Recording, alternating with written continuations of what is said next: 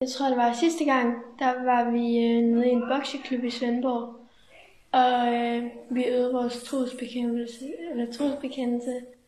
Hun gennemgik den først med os, og så skulle vi ligesom selv prøve at sådan øve den 2 og 2, imens vi så boksede på de her boksepuder. Og så kunne man så komme ind i ringen og bokse sammen.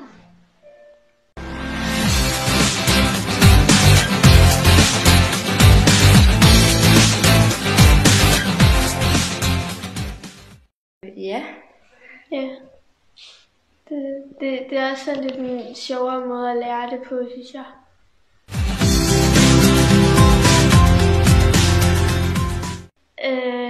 Vi forser djævlen og alle hans gerninger og alle hans væsen eller sådan noget.